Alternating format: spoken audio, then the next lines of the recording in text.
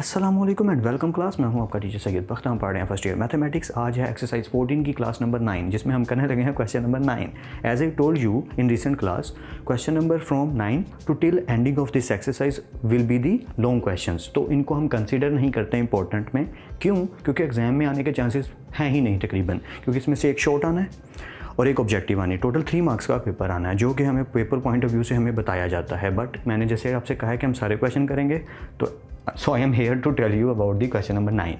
From question number 9 to till ending situation ये है, find the solution set. यानी हमने सोल्यूशन सेट फाइंड करना है। हमने थीटा की वैल्यूज़ के चक्कर में वो वाली सिचुएशन में नहीं पढ़ना कि हमें जी सारी वैल्यूज़ चाहिए। तो इसको करने का जो मेथडोलॉजी है, स्टार्टिंग तो सेम है, सिंप्लीफिकेशन तो सेम है, बट आगे से थोड़ा सा चेंज हो जाएगा। बट काफ़ी इंटरेस्टिंग क्वेश्चन है। So without further adieu let's get started.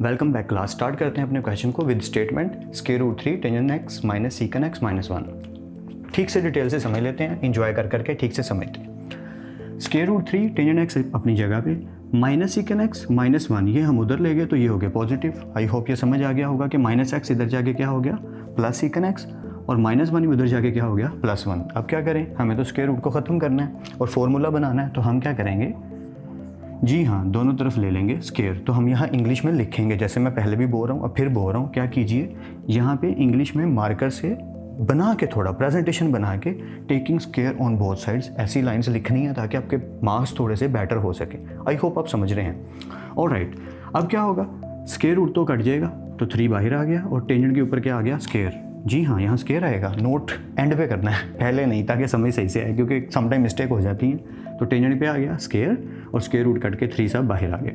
यहाँ भी फॉर्मूला बन गया a प्लस बी का। So A square secant square plus B square यानी कि 1 प्लस 2ab यानी 2 सीकन एक्स। आई होप यहाँ तक तो क्लियर है, कोई कन्फ्यूजन नहीं। Let's continue.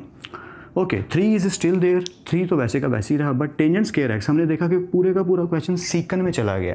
तो as we know that tangent square x is equal to secant square x minus 1, तो जस्ट उसकी जगह पुट कर दिया सीकन स्क्वायर एक्स माइनस 1। बाकी स्टोरी वैसी की वैसी, कुछ चेंज नहीं किया। अब 3 अंदर मल्टीप्लाई हो रहा तो कर दीजिए 3 secant square x minus 3 1 the 3। और राइट, सीकन स्क्वायर एक्स उधर प्लस है तो इधर आके क्या हो जाएगा minus secant square x, plus 1 भी इधर आके माइनस 1, प्लस 2 सीकन एक्स भी इधर आके minus 2 secant x. I hope यहाँ तक तो कोई कन्फ्यूजन नहीं होगी। अब स्क्वायर वालों का ताल्लुक स्क्वायर वालों के साथ ही होगा ना। जी हाँ, so 3 secant square x minus secant square x becomes 2 secant square x. I hope ये तो क्लियर है। या minus 2 secant x still there and minus 3 and minus 1 becomes minus 4। I hope ये क्लियर है। क्या हुआ, 3 सीकन स्क्वायर एक्स में से सीकन स्क्वायर एक्स गया तो 2 सीकन स्क्वायर एक्स, माइनस 3 और माइनस 1 हो गए माइनस 4, और minus 2 secant x as it is रहा। अब हमने यहाँ पे देखा कि स्टैंडर्ड फॉर्म तो बन गई है, बट यहाँ से 2 कॉमन आ रहा है। यहाँ जब कोई स्टैंडर्ड फॉर्म बन जाए तो चैप्टर फर्स्ट में मैट्रिकुलेशन के और चैप्टर 4 में फर्स्ट ईयर के आपने सीखा हुआ है कि क्वाड्रेटिक इक्वेशन जब आ जाए, स्टैंडर्ड फॉर्म आ जाए, तो अगर उसमें से कुछ कॉमन आ रहा हो तो हम पहले ही ले लेते हैं ताकि फैक्टराइजेशन करने में आसानी हो। You know that. तो यहाँ से 2 कॉमन लिया, 2 से cut out, this is secant square x minus 2 से cut out secant x minus as it is, और 4 जब 2 से कटेगा तो आ जाएगा 2, और ये 2 उधर 0 से जाके हो गया ख़त्म। तो ये हमारी अब आ गई फाइनल स्टैंडर्ड फॉर्म, यानी कि हमारी क्वाड्रेटिक इक्वेशन। अब हमने इसकी फैक्टराइजेशन करनी है, तो इस पर थोड़ी सी डिबेट कर लेता हूँ ताकि आपको ठीक से समझ आ जाए। फैक्टराइजेशन का मतलब आप जानते हैं कि फर्स्ट और लास्ट वैल्यू को अगर मैं मल्टीप्लाई करूँ, यानी कि -2 को सीकन स्क्वायर एक्स से मल्टीप्लाई करूँ तो क्या बनता है -2 सीकन स्क्वायर एक्स, और बीच में क्या लिखा है माइनस सीकन एक्स। या तो मुझे 2 ऐसी वैल्यू सोचनी है जिन्हें प्लस या माइनस करूँ या माइनस कुछ भी करूँ, तो बनना चाहिए माइनस सीकन एक्स, और अगर उन्हीं दोनों को मल्टीप्लाई करूँ तो आना चाहिए -2 secant square x. I hope आप समझ रहे हैं कि फर्स्ट और लास्ट वैल्यू को मल्टीप्लाई करने से जो आता है, क्या फर्स्ट और लास्ट वैल्यू को मल्टीप्लाई करने से जो आता है वही उन दोनों को मल्टीप्लाई करके आना चाहिए। इसका मतलब पहली बात तो ये कि माइनस एक्स सीकन एक्स है तो बड़ी के साथ माइनस होगा, और वैल्यूज़ क्या हैं -2 सीकन एक्स प्लस सीकन एक्स। ये प्रैक्टिस से होगा, या ये सिर्फ प्रैक्टिस का खेल है। जितनी प्रैक्टिस करते जाएंगे उतना ज़्यादा आता चला जाएगा। Let's continue. अब हमने क्या देखा यहाँ तक पहुँचने के बाद कि ये भी और ये भी 2 ब्रैकेट्स बन गई। नेक्स्ट स्टेप आप जानते हैं, इनमें से कॉमन लेना है। तो मैं इधर आ जाता हूँ ताकि आपको ठीक से बता सकूँ। तो इस ब्रैकेट में से क्या कॉमन आ रहा है, सीकन एक्स। सो सीकन स्क्वायर में से सीकन गया तो सीकन एक्स माइनस यहाँ से सीकन से कटा 2, दैट्स इट। आई होप समझ आ रहा है, क्वाइट ईजी यार, या खेलना है इसके साथ, इनमें कुछ भी कॉमन नहीं। और जब कुछ भी कॉमन नहीं आता क्या करते हैं, +1 और ये as it is. I hope यहाँ तक तो क्लियर है। अब एक दफ़ा ब्रैकेट वाली वैल्यू और एक दफ़ा ब्रैकेट के बाहर वाली डायरेक्ट कर दिया मैंने। इट्स ओके, आप पूरा कीजिएगा, स्टेप पूरे कीजिएगा। टीचर हूँ, खड़ूस हूँ, बुरी आदतें हैं स्टेप खाने की, आपने नहीं करनी, आपने पूरे स्टेप्स करने हैं। सो एक दफ़ा ब्रैकेट जो सेम आई है वो इक्वल टू 0, और एक दफ़ा जो ब्रैकेट के बाहर लिखा है वो equal to 0। So secant x -2 is equal to 0, -2 इधर आके +2, secant x +1 is equal to 0, +1 इधर आके -1। आई होप यहाँ तक तो अब कोई कन्फ्यूजन नहीं होगी, क्लियर होगा। यही चीज़ एज इट इज़ मैंने वहाँ लिख दी ताकि आप आगे सॉल्व कर सकें। या okay, so secant means 1/cos x, secant means 1/cos x। cos x उधर चला गया तो ये हो गया 1/2, cos x उधर चला गया तो ये हो गया -1। आई होप ये तो क्लियर है, इसमें तो कोई कन्फ्यूजन नहीं। अगर फिर भी कोई स्टेप करना चाहे तो ये समझ ले कि cos इधर चला गया, 2 इसकी जगह आ गया, इधर भी ऐसे ही हुआ, cos x उधर चला गया, -1 इधर आ गया, 1 से काट के -1, और ये हो गया cos x 1/2। अब cos 1/2 क्या होता है, इसको निकालने के 2 तरीके हैं। एक तो आप x इधर ही रहने दें और cos का उधर जाके इन्वर्स ले लें। जी, cos इन्वर्स का भी टेबल याद करना पड़ेगा, ओहो ये तो हमें आता नहीं। तो ये मेथड मैं आपको प्रेफर नहीं करूँगा, लेकिन करना चाहें तो कर सकते हैं। इसकी वैल्यू आएगी π/3 इन रेडियन फॉर्म। ठीक उसी तरह x को अगर आप उधर ले जाएं और cos का इन्वर्स ले लें तो रेडियन फॉर्म में क्या आएगा, पाई।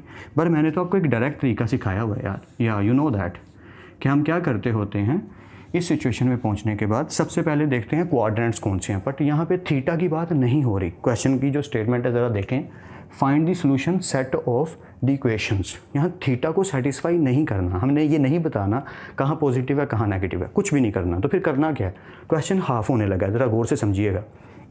cos x as it is, और 1/2 को देखना है cos में कि 1/2 यानी cos 1/2 यानी कि cos 1/2 क्या होता है, and you know that is π/3।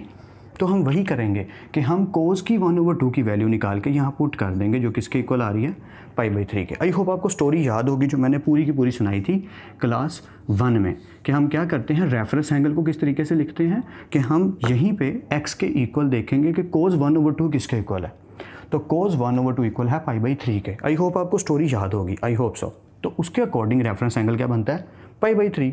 वैसे ही cos -1 का रेफरेंस एंगल बनता है पाई। cos 1 0 होता है ना, तो cos -1 पाई होता है। आई होप आपको याद होगा। तो ये जब आ जाएंगे फिर क्या करेंगे, यहाँ पे यही बेनिफिट है, हमने इसको क्वाड्रेंट्स के अकॉर्डिंग नहीं देखना, हमने लिखना है now the general values,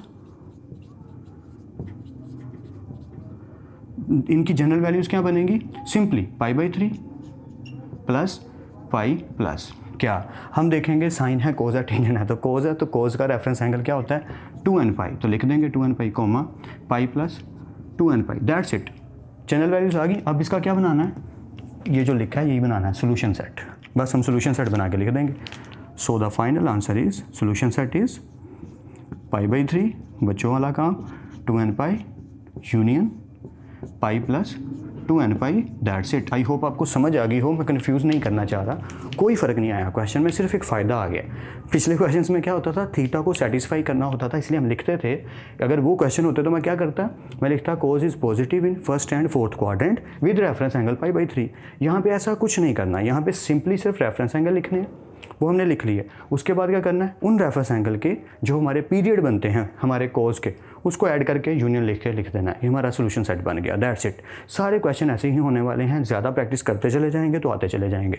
I know कुछ क्वेश्चन में भी थोड़ी सी कन्फ्यूजन हो गई हो, तो वो तो क्वेश्चन 1 पे भी हुई थी यार, लेकिन जैसे जैसे क्वेश्चन 8 तक पहुँचे सारी कन्फ्यूजन क्लियर होगी।